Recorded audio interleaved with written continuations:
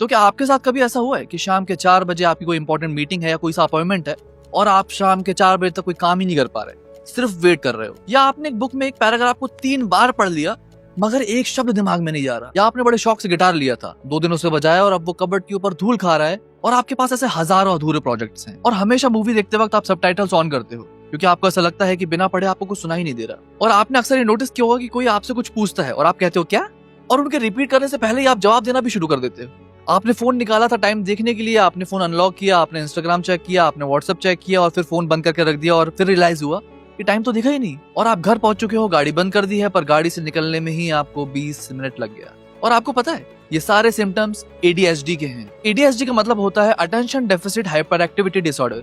ये एक neuro development condition है जो फोकस, इंपल्स कंट्रोल और इमोशनल रेगुलेशन को अफेक्ट करती है। देखो, हमारा दिमाग एक फ्यूल पे चलता है जिसे डोपामिन कहा जाता है। नॉर्मल ब्रेन्स को इंपॉर्टेंट काम करने के बाद डोपामिन मिल जाता है, मगर ADHD ब्रेन्स ये अलग होते हैं। उसे इंपॉर्टेंस समझ नहीं आती, उसे सिर्फ इंटरेस्ट चाहिए। और ADHD की बेसिकली 3 टाइप्स होते हैं। पहला होता है इनअटेंटिव, डिटेल्स खो देना, भूल जाना, जोन आउट हो जाना। दूसरा होता है हाइपर एक्टिव इम्पल्सिव, जहाँ बेचैनी होना, बहुत ज्यादा बोलना और सुनने से पहले ही एक्ट कर देना। और तीसरा होता है कंबाइन, दोनों का मिक्सचर।